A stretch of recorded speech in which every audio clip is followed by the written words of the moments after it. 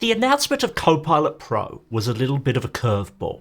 Not just because I wasn't really expecting that the consumer version of Copilot for Microsoft 365 would come around at the same time as small businesses got access, but because in the time-honoured tradition of its competitor Apple, Microsoft might have just thrown Pro on the end of a product name without worrying so much about whether that product is actually for pros at all. So in this video, I want to take a look at Copilot Pro.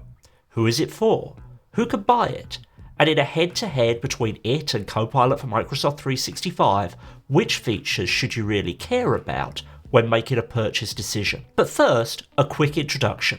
My name is Nick DeCourcy. I'm the owner of Bright Ideas Agency, a digital transformation consulting company focused on the needs of smaller businesses. I'm also the author of Who's in the Copilot Seat, a guide for small business leaders on adopting AI. I help businesses around the world to get more from their technology, and if you're interested in working with me or getting a copy of my book, there's more information and links in the video description. Copilot Pro is a completely new license for Copilot that we hadn't heard about before its release, though we had heard, dating back to last summer, that alongside early access programs for small businesses, there were also consumers trying out Copilot. At that point, I surmised that we might see a hybrid Copilot for Microsoft 365 license aimed at consumers and small businesses that was distinct from the enterprise Copilot for Microsoft 365 that was released on November 1st. But in this guess, I was only partially right. What's confusing about Copilot Pro is depending on what your base license is, it behaves differently. If you just have a Microsoft consumer account or Microsoft account, you can buy Copilot Pro. This is the type of account you get when you set up Windows 11 or create an Xbox account, or if you sign up for Outlook.com, and is the equivalent of an Entra ID, but just for consumer versus business services. If you add Copilot Pro to your Microsoft account without any other Microsoft 365 services, then what you get is somewhat equivalent to buying ChatGPT Plus, which is also priced at $20 per month. What I mean by this is you get enhancements in using the Copilot or previously Bing chat features through the Copilot website, Bing, or the various Windows or Edge Copilot sidebars. We'll get back to those enhancements later in the video. However, if you have Microsoft 365 Personal or Family attached to your Microsoft account, what you get for your $20 per month is a little different. On top of the enhancements to using Copilot, you also get a Copilot for Microsoft 365-like experience inside the Office apps that are part of your subscription. There is yet another license combination that is also impacted by you buying Copilot Pro, which I was pretty surprised by, but you'll have to keep watching to find out about that one, as it's a surprise you have to see. I think I'm right in saying that Copilot Pro is somewhat unique in how it's working as an add-on, as nowhere else across Microsoft services do you get feature upgrades based on other service choices. When it comes to Copilot Pro, the more you buy from Microsoft, the more value you get from it.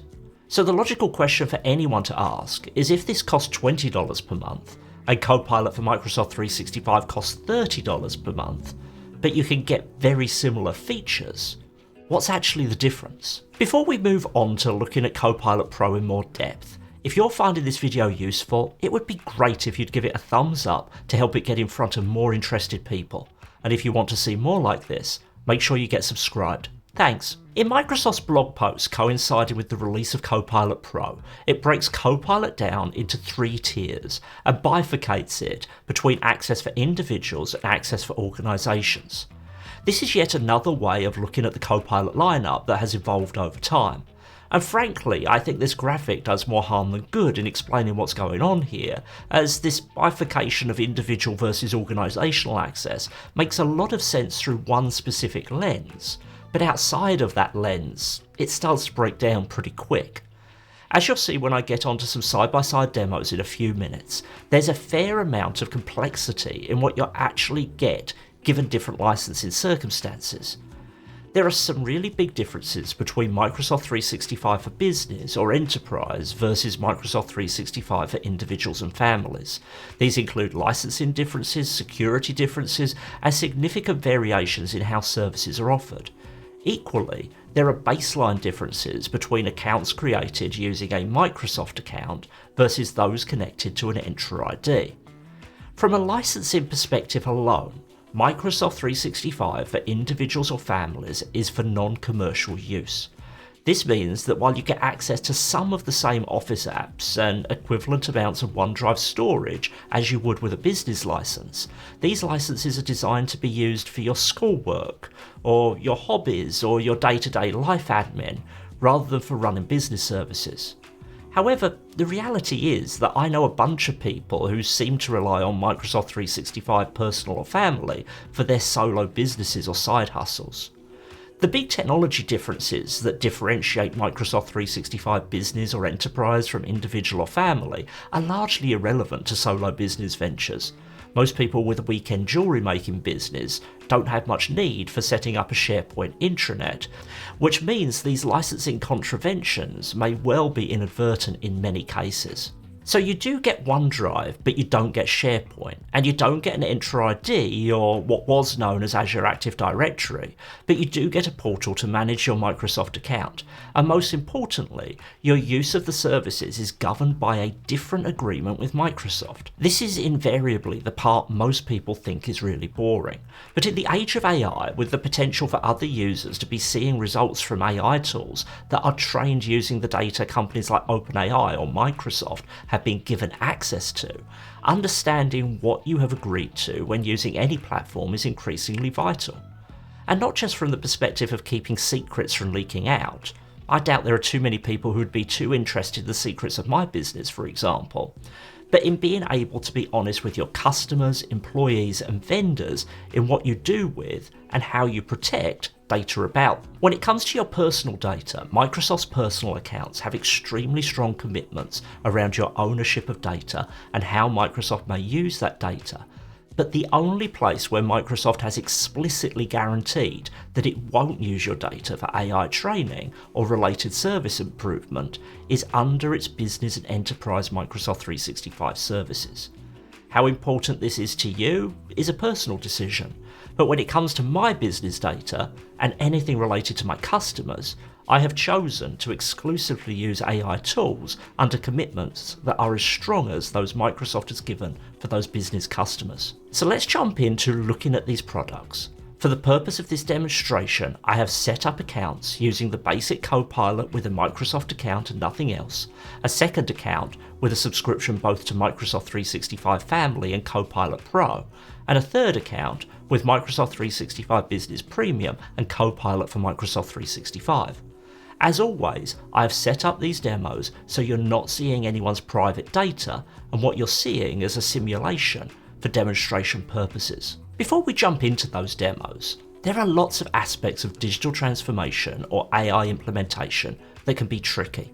Understanding which licenses you should buy, like we're focusing on in this video, is really just scratching the surface. If you're looking for more focused help on how to get started with getting the best from your technology, including how you're using Microsoft 365 or your options for adopting AI, you might be interested in my one-on-one virtual coaching sessions. Here, you get the opportunity to work directly with me for an hour to review your pressing technology challenges, boost your knowledge, and get on the right path. They are easy to book and competitively priced, and more information is available at the links down in the description. I'm starting out just with my Copilot experience at copilot.microsoft.com, not logged into an account at all. You can use Copilot without login, but there are some limitations, including a shortening of conversations versus what you get if you log in. Copilot offers some starter prompts, so I'm just going to use one of these as the basis for this demo. In this case, where do people travel for culinary experiences? And Copilot gives you a response like you would expect. Now remember, all of these are generated on the fly, so even if I use exactly the same prompt with exactly the same contextual information, I'm not necessarily going to get the same response 2 times in a row, but they'll probably be close.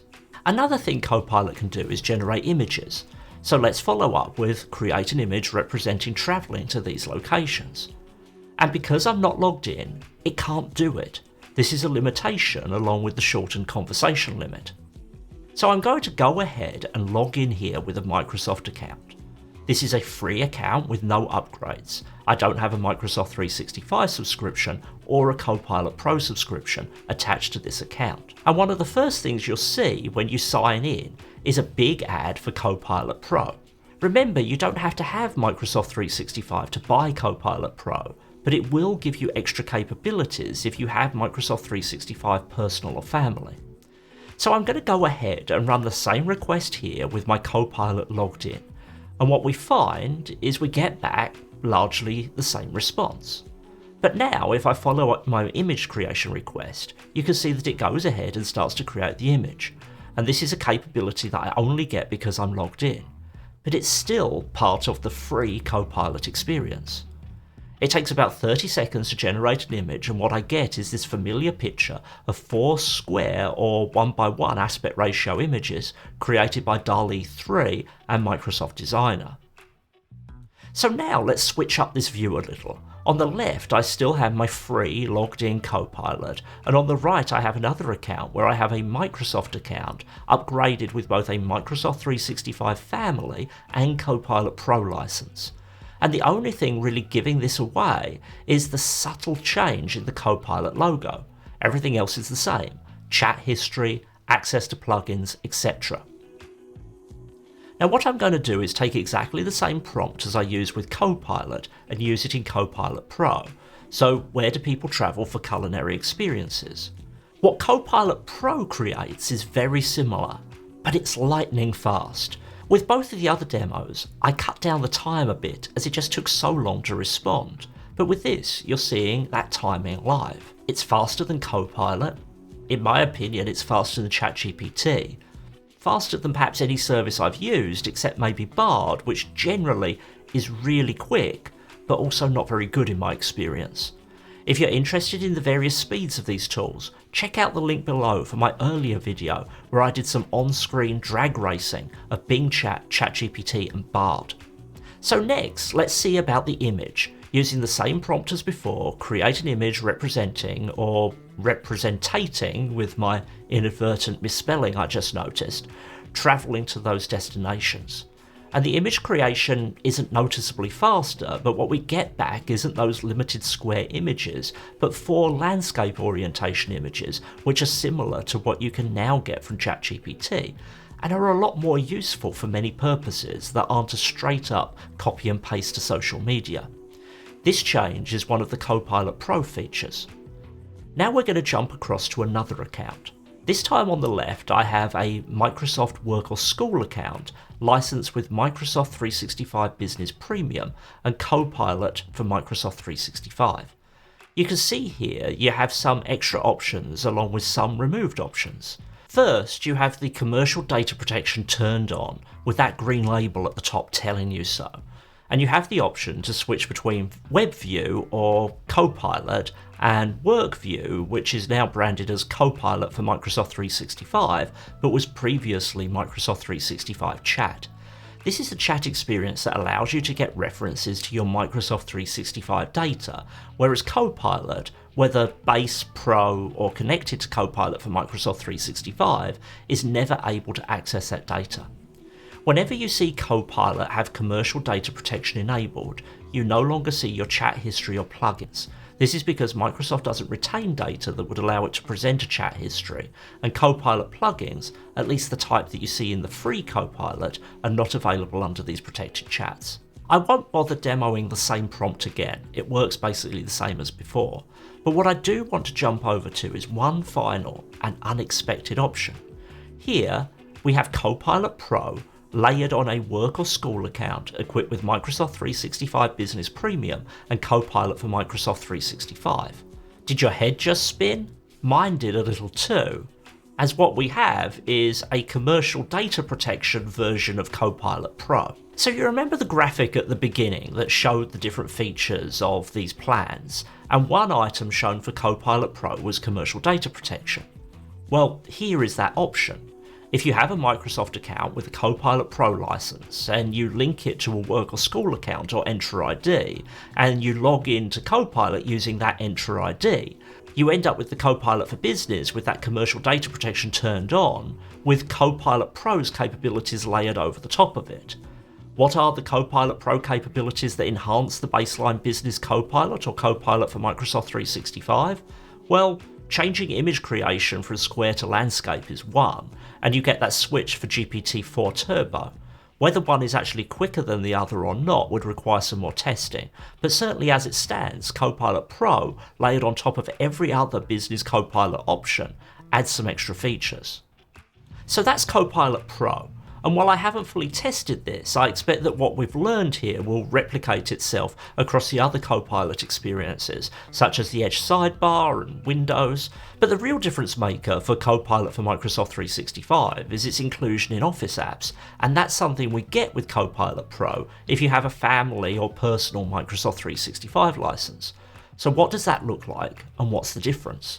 On the left, we have a Microsoft account with Microsoft 365 Family and Copilot Pro.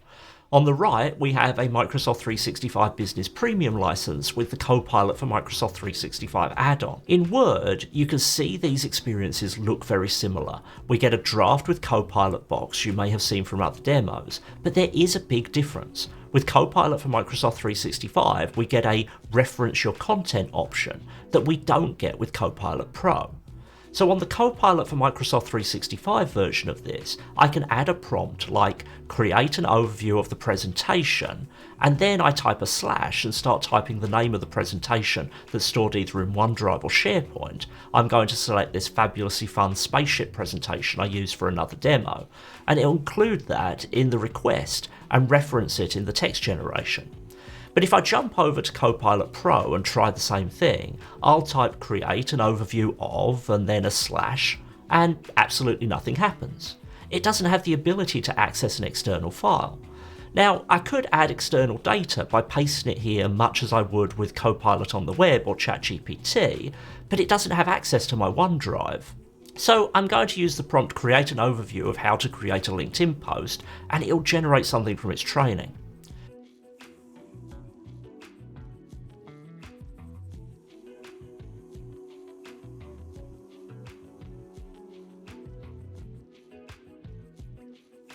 When both of these are finished creating, I get the same options. I can keep the text or regenerate it or add extra instructions. The generation capability and speed seem exactly the same. It's just that Copilot for Microsoft 365 can add contextual data a lot more easily than the same experience in Copilot Pro. It's a similar story in PowerPoint. The big difference is that PowerPoint connected to Copilot for Microsoft 365 gives us a conspicuous create presentation from a file option, and Copilot Pro doesn't. This contextual grounding is one of the most important features of Copilot for Microsoft 365, and it simply doesn't exist in Copilot Pro at all. For brevity, I'm not going to go through every app, but I expect the same limitation will exist elsewhere too. So the situation with Copilot isn't as straightforward as Copilot is good, Copilot Pro is better, but Copilot for Microsoft 365 is best.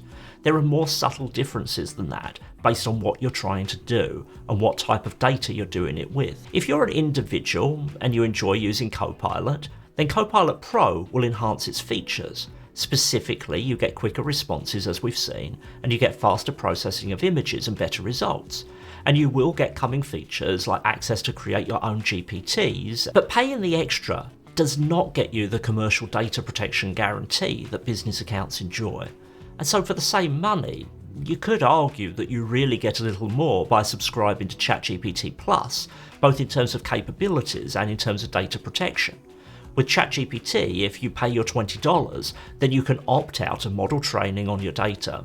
You can even do this in the free version as well, but you also get fast GPT-4 access and the ability to upload and work with data from files in a way that Copilot Pro doesn't give you. If you're an individual, but you have a family or personal Microsoft 365 subscription, then Copilot Pro gives you a lot more, as you gain access to the generative Copilot features in the Office apps you have access to.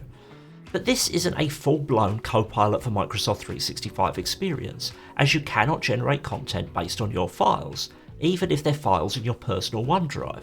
I understand the limitation of not having Copilot index in your OneDrive data to be able to proactively suggest what you're looking for. This capability relies on semantic index, which should be a business feature. But in my opinion, Not having a simple file attach option in something like Word is a big miss, and is something you can do with ChatGPT Plus, albeit not inside a word processor app. And if you're one of those people who skirts the rules by using your personal or family license for business purposes, Copilot is yet another reason to jump over to Microsoft 365 for Business, as you're not getting that commercial data protection guarantee you'd be getting with an Entra ID. If you have a work or school account and you want upgraded access to Copilot but your organisation isn't planning to give you Copilot for Microsoft 365, then this is probably the most interesting scenario, and really the only one where Copilot Pro could be considered to have an explicitly pro feature. If your organisation allows account linking to connect your work or school account or Entra ID to your Microsoft account, then by buying Copilot Pro, you can propagate its benefits to your business account. This might be particularly of interest to individuals working in organisations where Copilot is approved for work because of its commercial data protection guarantee, but you can't use ChatGPT. If in that situation you're hitting up against limitations on the free tier of Copilot, then buying your own Copilot Pro might be seen as similar to replacing those uncomfortable dark grey uniform pants your work provides you with something a little better. Microsoft's account linking capability is something that was built in to allow you to carry your Microsoft rewards balance to your work Bing searches. As of recording this video, the support pages for this, linked below, do not make mention of it being a tool to propagate better AI access to your work account. And remember, this is something that can be turned off by your organisation, and you should be careful before accessing your personal content on work devices, as you may inadvertently be giving your IT department some access, and you might be breaking your business's policies. But despite Microsoft's graphics showing commercial data protection as a feature for Copilot Pro, based on my testing, this account linking scenario is the only place where that would apply. From a business perspective, Copilot Pro isn't an option as a license you can allocate to your team members. So you either just give them the base Copilot, license them for Copilot for Microsoft 365, or look elsewhere such as ChatGPT team licenses. In my recent video on Copilot for Microsoft 365's pricing, I outlined all the reasons why I think many organisations should jump in with both feet and purchase it for all relevant roles. I'll put a link to that down below. For the work knowledge workers do, Copilot for Microsoft 365 is the experience you want, and its context building machinery, which is lacking from Copilot Pro, is really its killer feature. For those doing homework or writing shopping lists or managing a bake sale for their kids' soccer team, Copilot Pro offers some neat features. But will it be what people choose over ChatGPT Plus or just the free Copilot? Only time will tell. I don't see many people with 6 users on their Microsoft 365 family plan stumping up an extra $120 a month for this, but maybe I'm wrong. So with that, we've reached the end of our video. Who knew there'd be so much to say and so many layers of possibilities with Copilot Pro? Thanks for watching through to the end. Until the next video. Bye bye.